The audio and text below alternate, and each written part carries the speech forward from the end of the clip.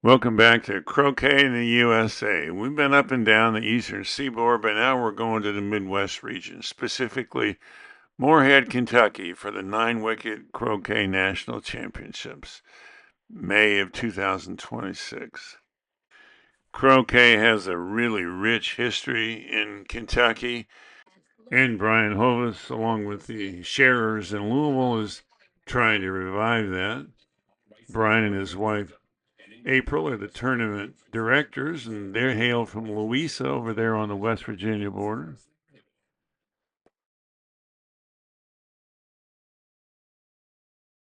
Morehead is a small town, but it has a hospital and a university, Morehead State.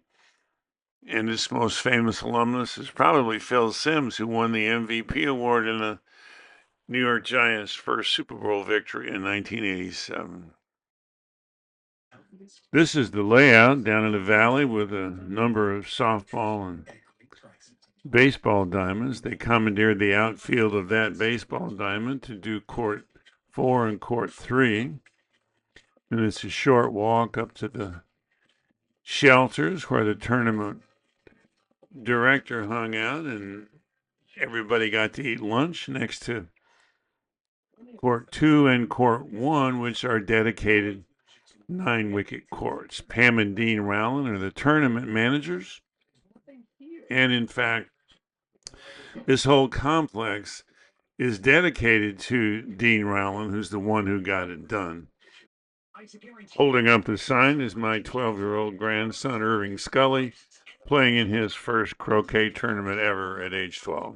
And heartfelt thanks to the folks of the Parks and Recreation Department who came out and forced to make this happen, including the mayor, Laura White Brown, the first female and youngest mayor ever of Morehead. Little diversionary action on court 1. Francisco Echeverria, second youngest player in the field at 24, showing off his shooting skills, which are significant.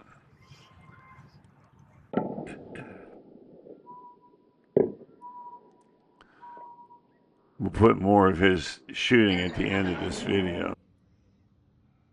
And down on the baseball diamond, we have my grandson, the youngest in the field, diverting himself after we lost. We only won one game, but it was his hoop shot that won it. And he's out there showing off his hand-eye coordination.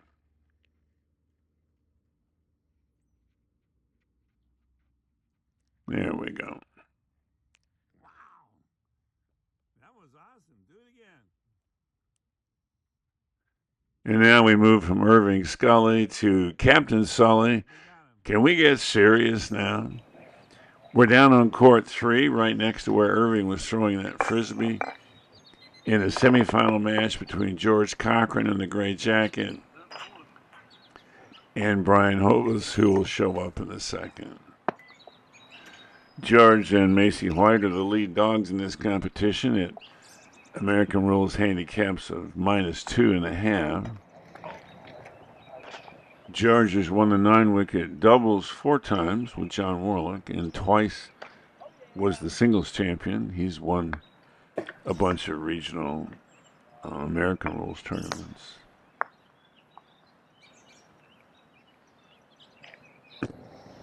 We're down on the baseball diamond. There's court 3 over there, I think. And we're on court 4. That's Ron Eccles on the board. Ron is the chairman of the 9-wicket committee. He's from Denver in Florida. And there's the baseball diamond where Irving was practicing his frisbee skills. It really is pretty here. And this huge complex down in the river valley, which includes the municipal offices for Morehead and all these baseball and softball diamonds. And the grass is not that different from the dedicated lawns up on top. Brian Hose is your defending champion and tournament director. He and John Young are 3rd and 4th in the handicap list at -1.5.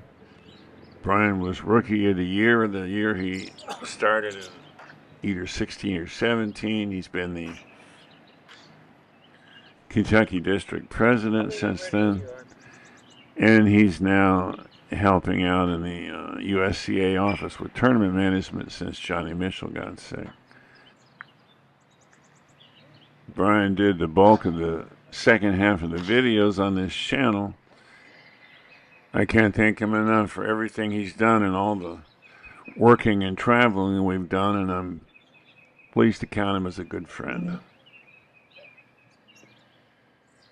This is how these two got here. The seating pretty much held up. And you'll notice that in all 4 quarterfinal matches, the winner pegged out.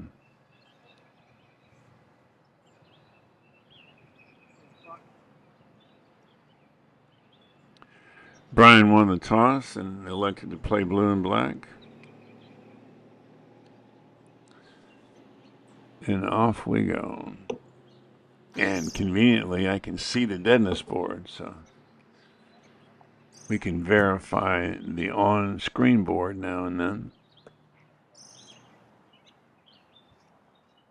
I actually started out with the first flight scoreboard, but we'll add the deadness board when it becomes relevant.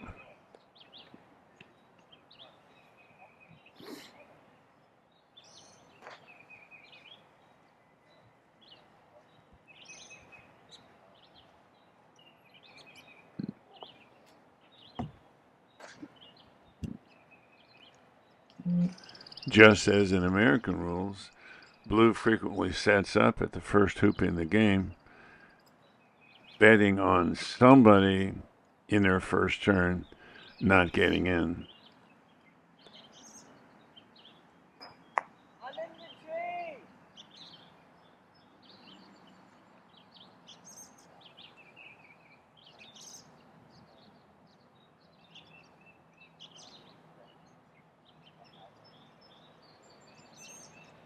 And actually, in 9-wicket, blue's setting up is even safer because if red shoots at blue and misses, he's sitting there 6 feet away from blue on a boundary that's a lot easier to attack than on manicured grass. So he's not taking that shot, even though it's only about 19 feet.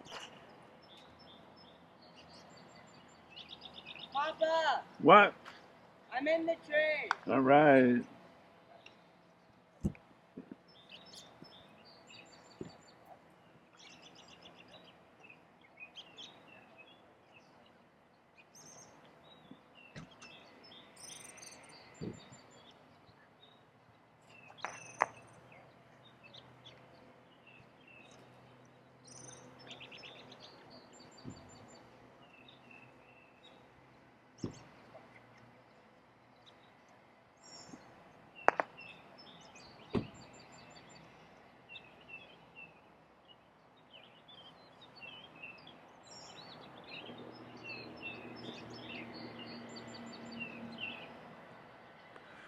These two former champions are going to pay each other a lot of respect.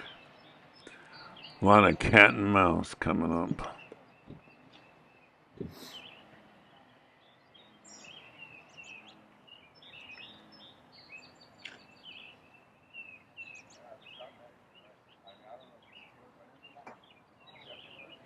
Yellow in position to pounce, especially if he can make 1 and 2 in one shot.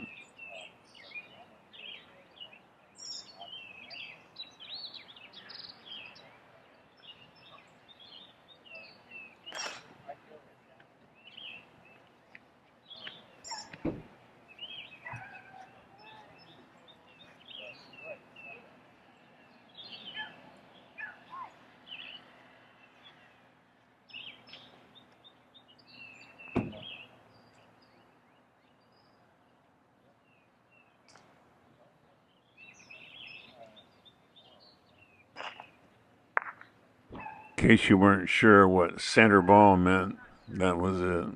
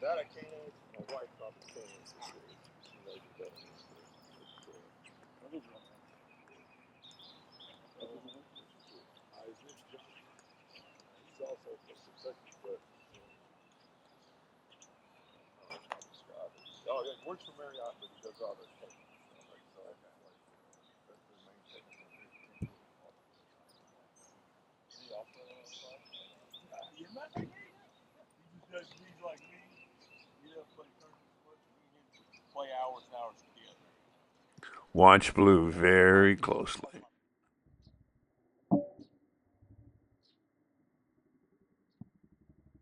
It just wiggled.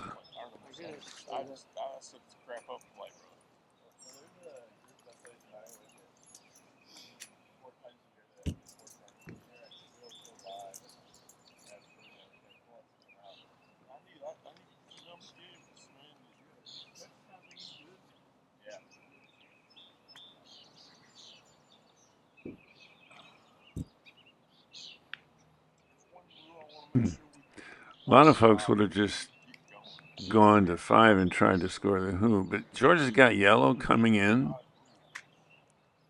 so Red will serve as a pioneer for yellow, and sticking it next to the hoop like that, it's tough for the opponent to rush it anywhere.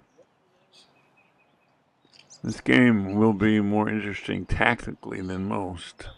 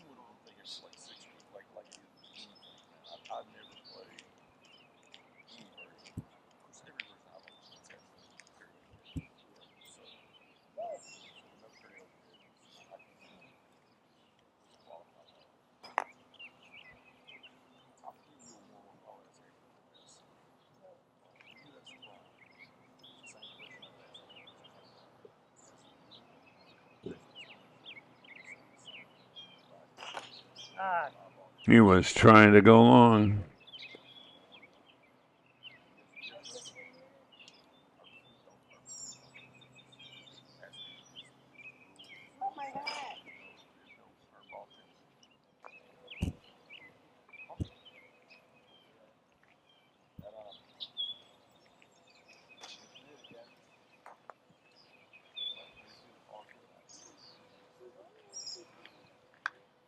Oh, he just walks like that sometimes. He just likes to hitch his hip up like he's cool or something. He doesn't always do that.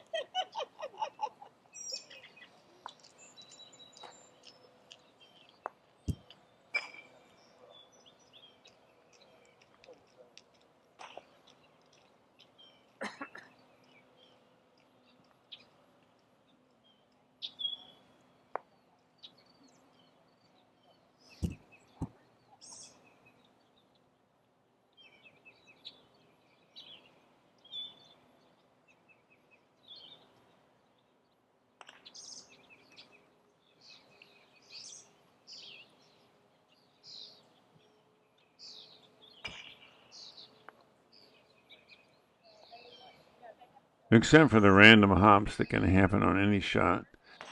This may be the biggest difference between 9-wicket and both American rules and AC. Accurate rushing is the key to both of those games, especially AC.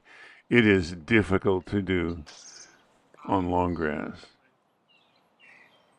And at this level, that kind of mishap can be crucial.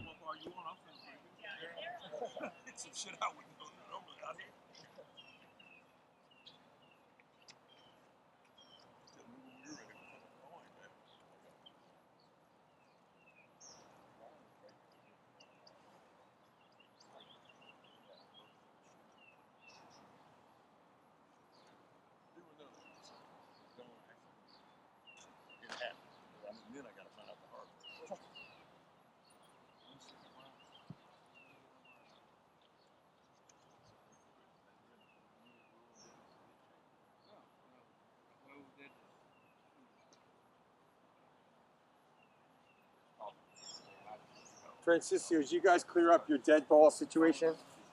Question? Are you all right? Okay. The question was whether you're allowed to hit a ball you're dead on, and the answer is yes. You just don't get a continuation stroke, just like in AC.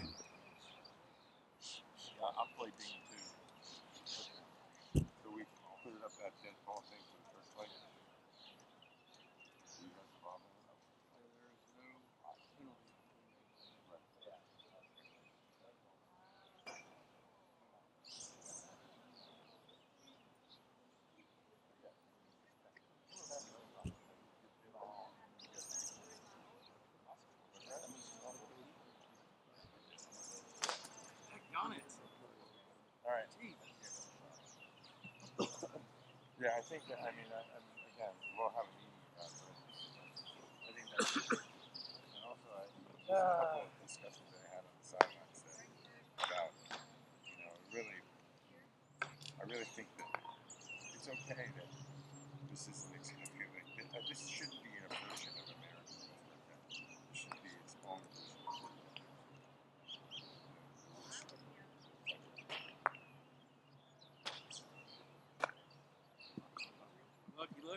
Woo!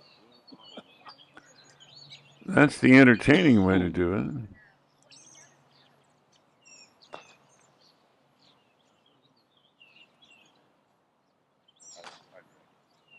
bang it out. Because we have to meet something. If you haven't played much, you may wonder what the hell he's doing.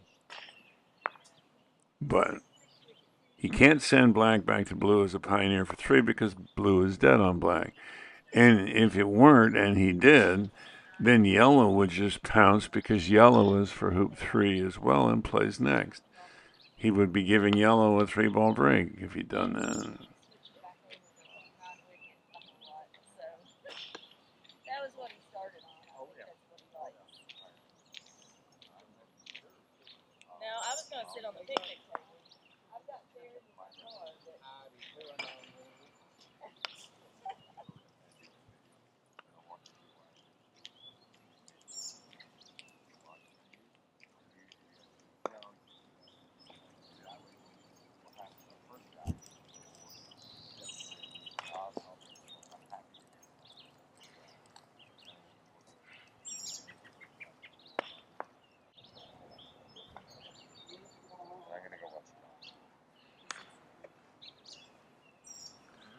As you can see, blue's dead on red, so this is a free shot for blue.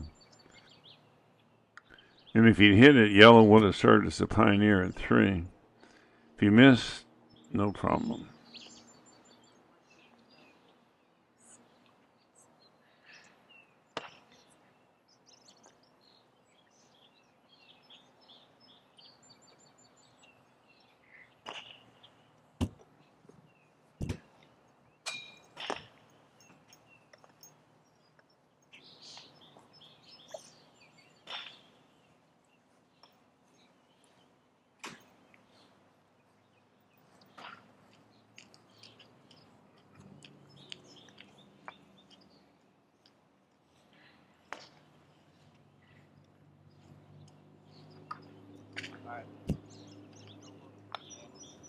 He was shooting at blue with black.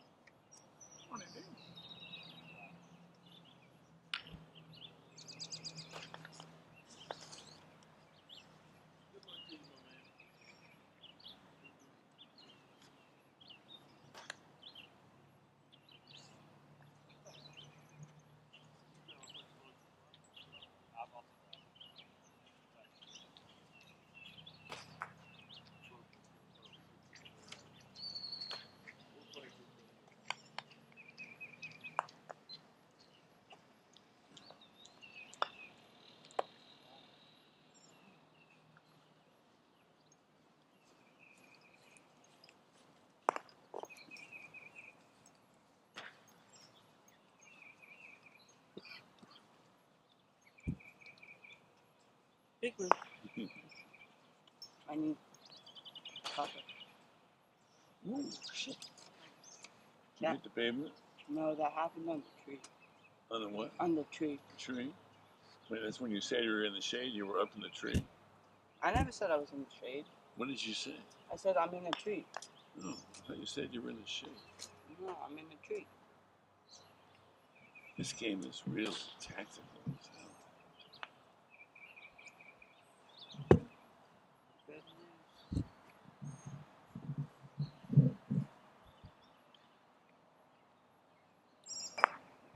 Don't mess with stuff, please.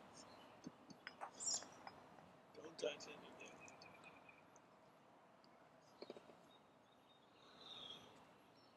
Do you have a bamboo? Actually, no. Yes. I do. In. Don't shake it. In the. Somewhere in my stuff. I'll find it later. Okay.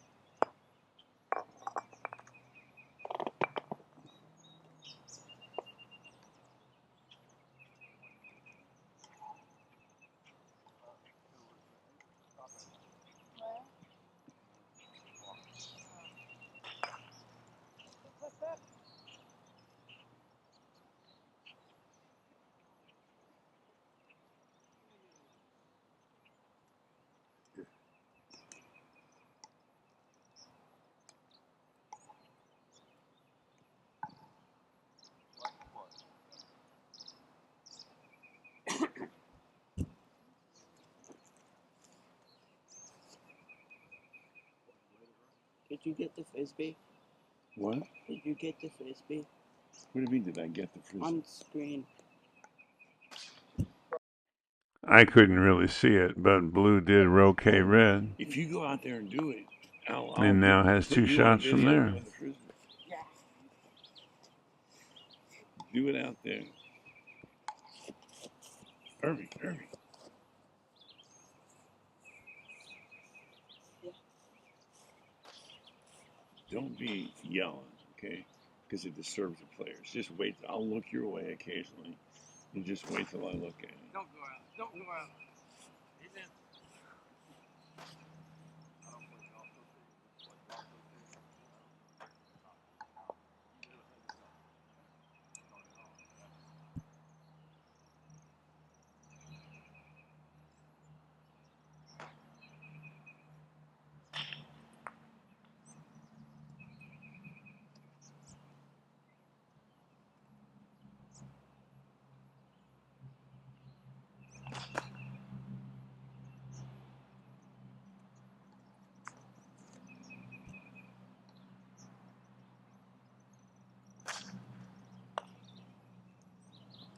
So far, they're playing the Palm Beach two-step, make a couple hoops, and get back to partner.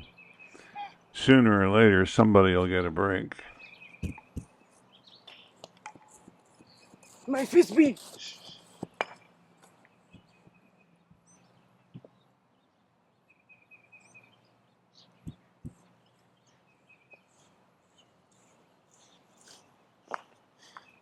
Don't throw it across the court.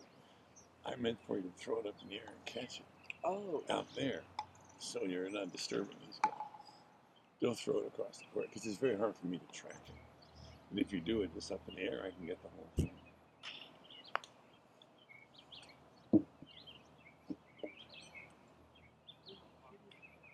Specified.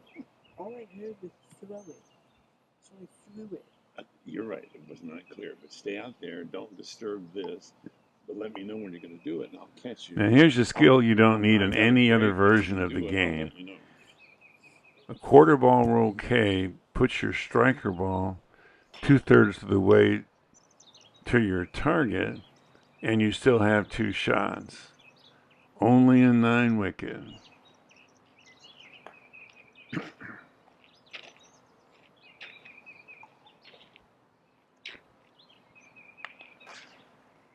Ooh, he hit it too hard. Oh, no.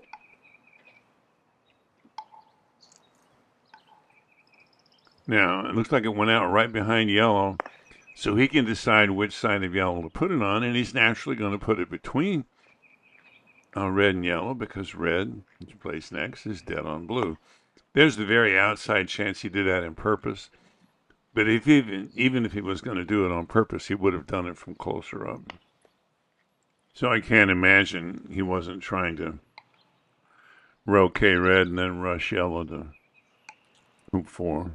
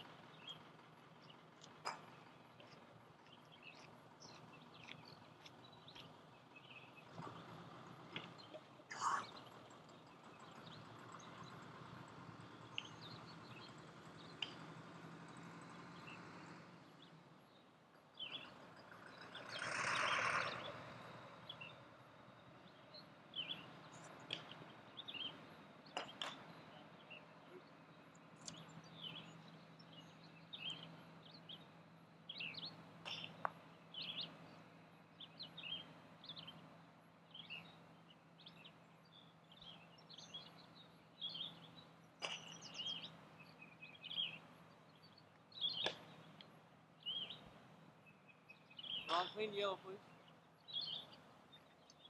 Ron, yellow's clean. Clean yellow, please.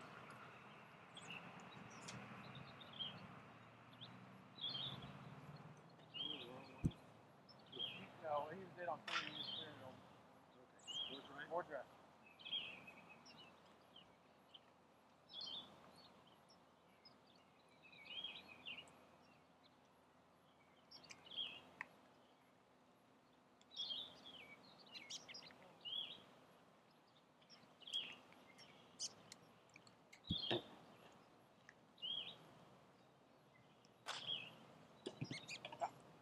Brian needs to get blue dialed in. That's twice in a row he's overhit it.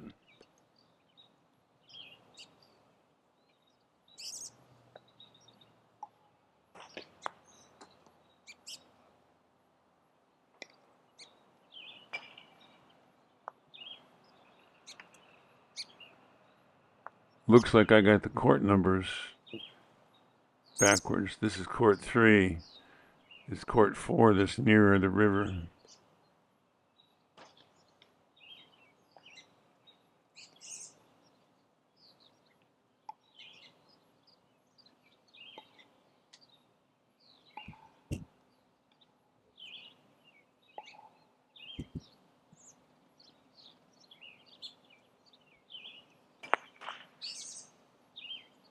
I mentioned in an earlier game that in American rules it's said that the game doesn't really start until somebody makes hoop 4 because that's the first of a string of closely placed hoops. Well, here it's hoop 5.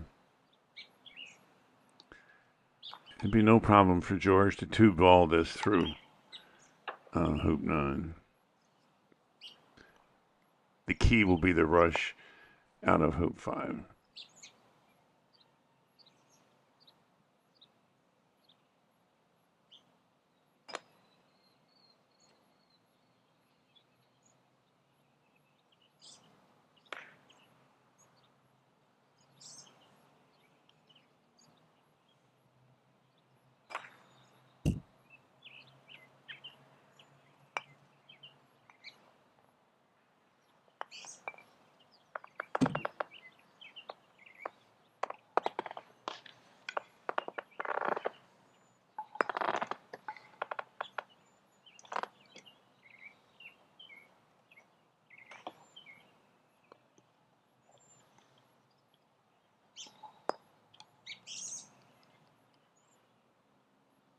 I don't actually currently have a court in Indianapolis, so Irving and I went to local baseball diamonds and practiced in the outfields.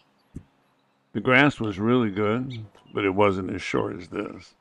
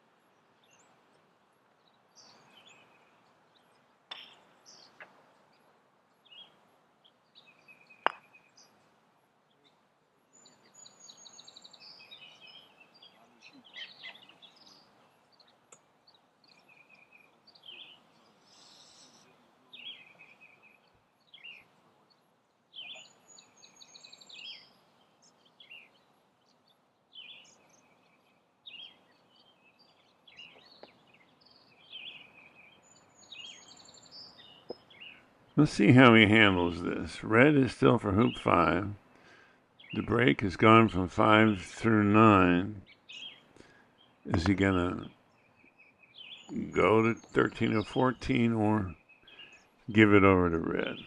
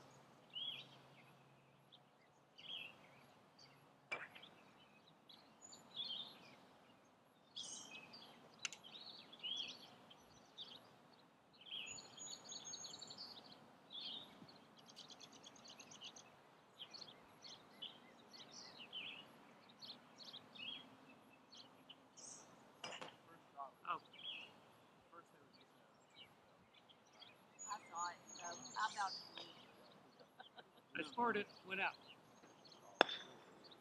Did it go over top of the wicket or go through? It went through. Okay. It went through. Clean and blue. Brian was behind at the end of George's break, so he can take the hoop 8 clearance of deadness on blue.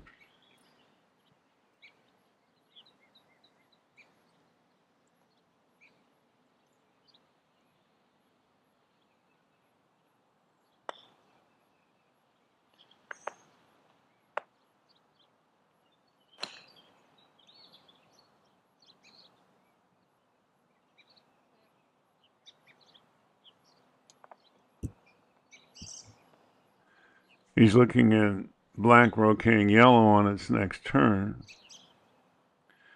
And in anticipation of that, since red is dead on blue, he can put blue at black's hoop.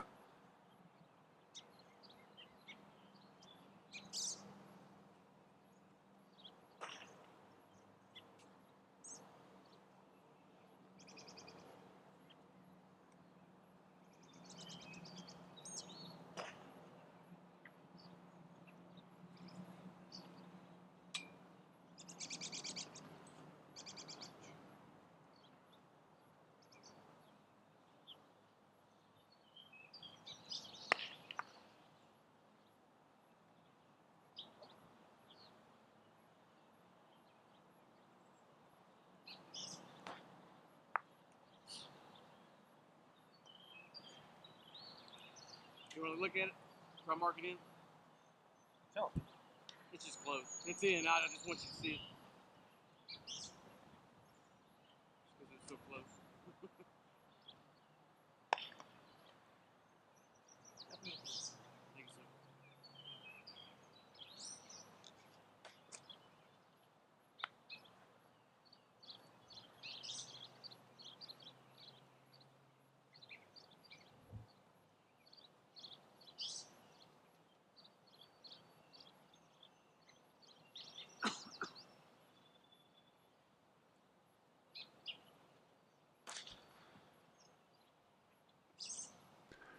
And he's bringing along the danger ball. That's some risk because he's down by 6 and he's more than to just 2 ball around the turning stake for 5 points.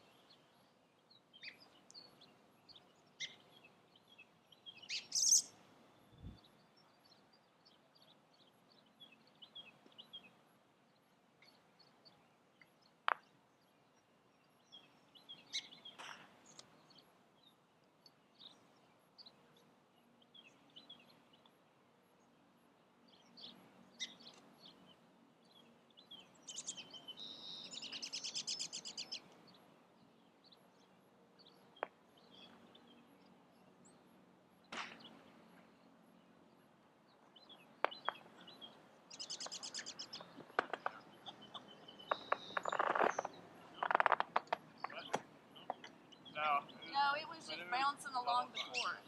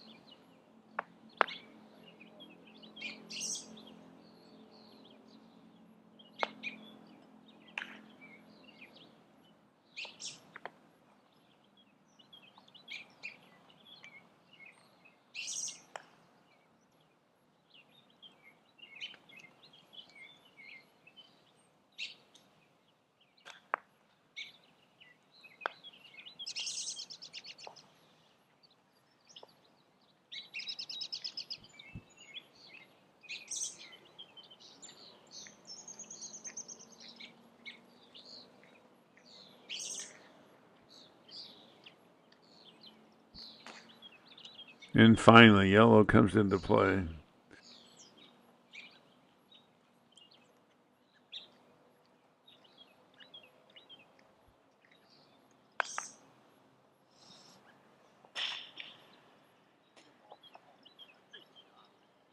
That goes through? Yeah. Oh my God.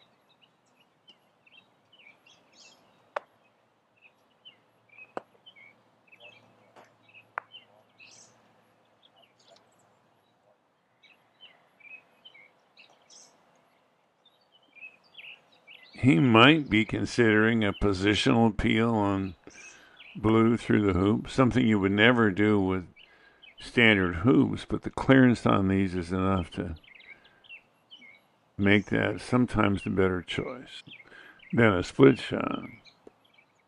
But not this time.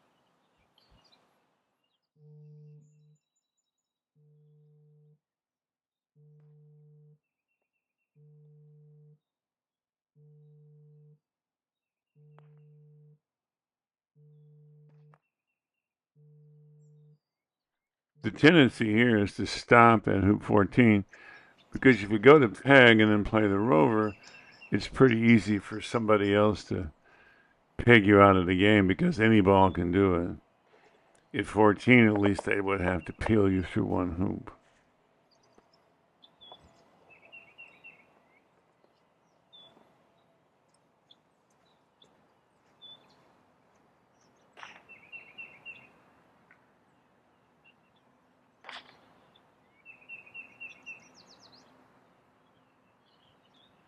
So Brian started the equalizing break at hoop 6, stopped at 14, and is now up by 4. George took the hoop 8 clearance. And they've been playing about 50 minutes.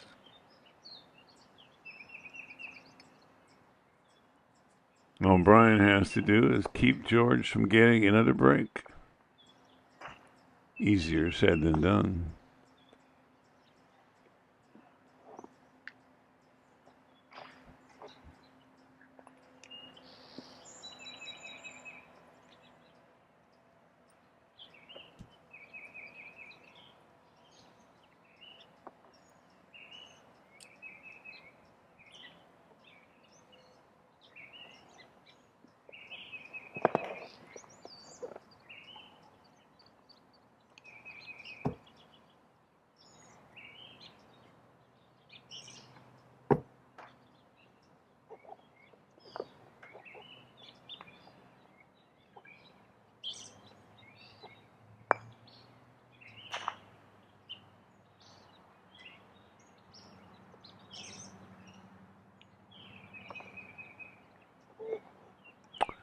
With yellow for 11, you wonder if he shouldn't have gotten away from hoop 12.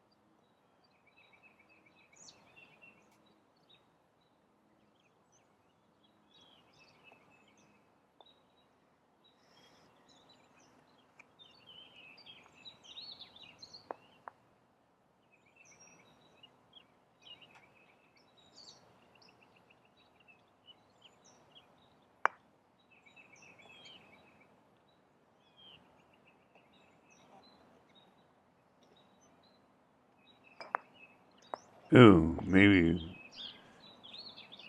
Croquet blue get past black, rush it back, peel it, and peg it out.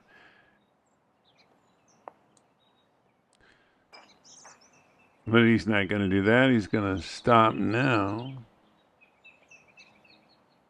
Ooh, he's going to send black to red and join up with yellow down there and give blue a long hampered shot.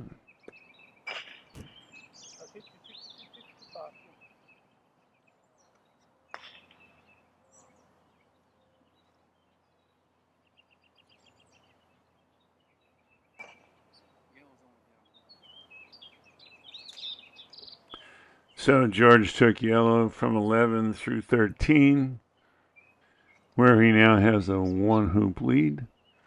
And he's left blue with about a 40-footer at yellow to prevent what he hopes will be the finishing break.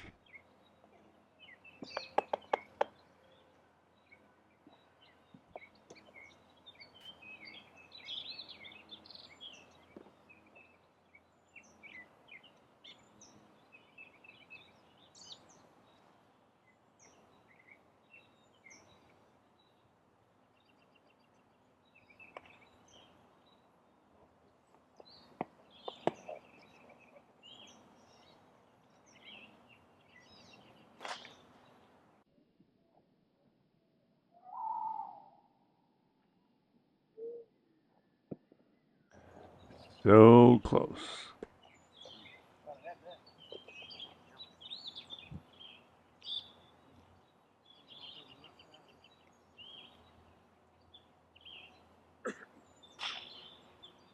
There's probably about 20 minutes left, so should George break down, Brian will still have a chance. But the way they're both playing,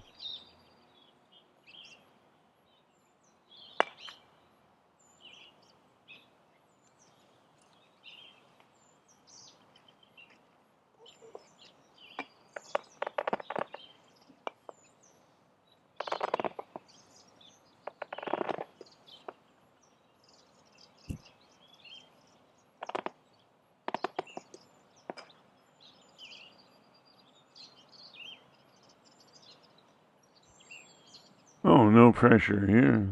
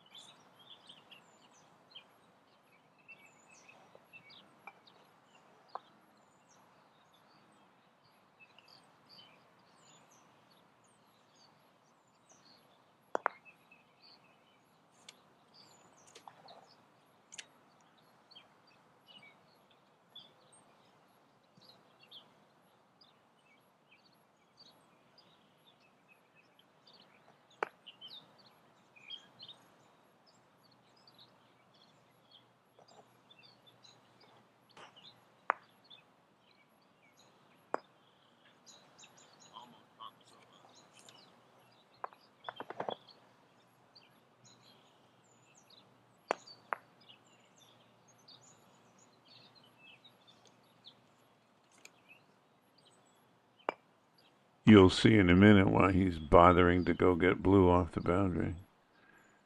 It's not just because he doesn't want to play with the danger ball.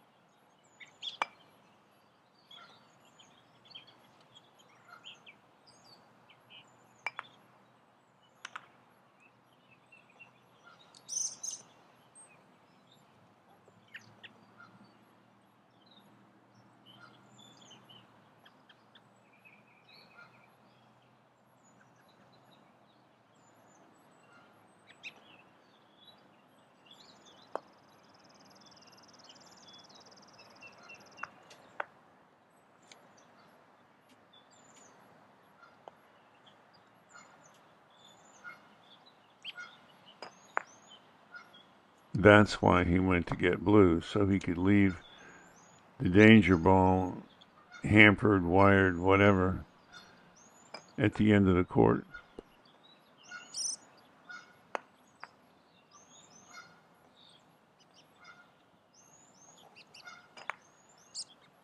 And that, of course, is to give himself enough room to send blue to 10 and then make 9 off yellow.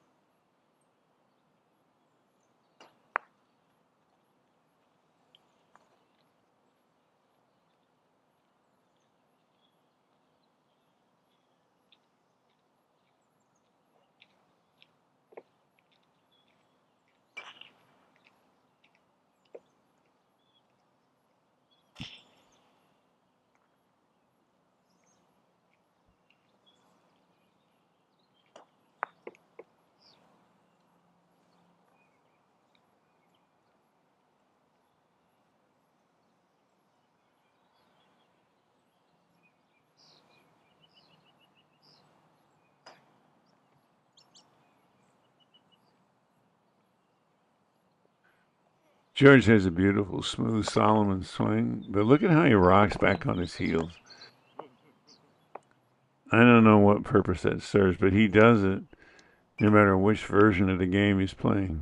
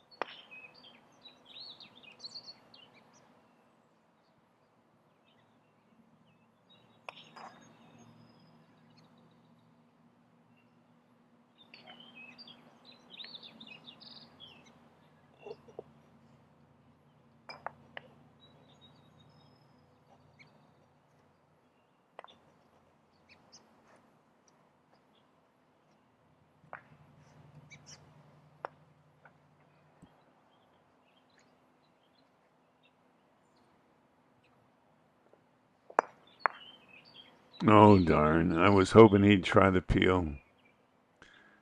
But with black so far away, that's a risk he doesn't have to take.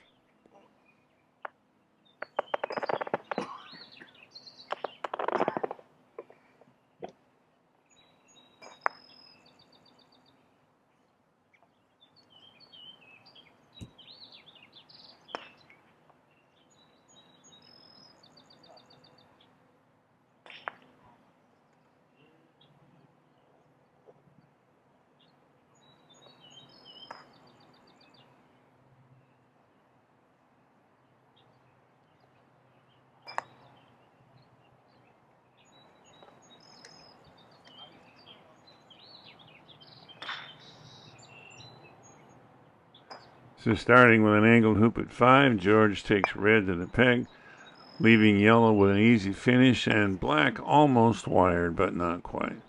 Black has an 80-footer on blue. And if he hits that, he'll probably have to make 14 and then set up blue with a break at hoop 4 to go to peg and win by 1. George knows that Brian can do that, but I don't think he's all that nervous based on the length of this shot.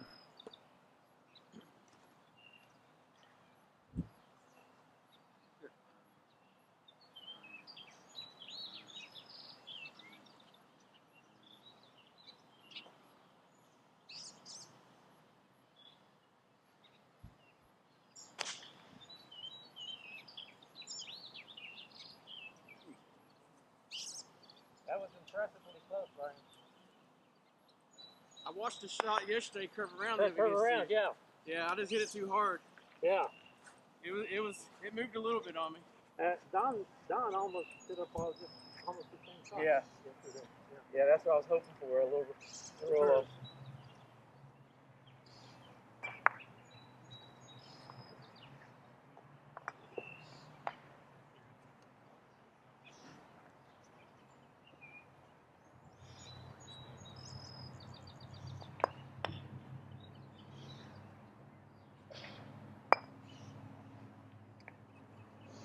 Well done, sir. Thank you. Thanks for the game. Good luck in the finals. Congratulations. Thank you.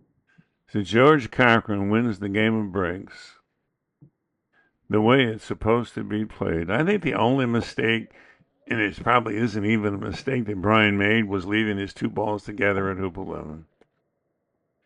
So George is now a finalist. He'll take on Macy White upon court 1 tomorrow. Give us a like, subscribe, hit that bell so you'll know when the rest of the games come out.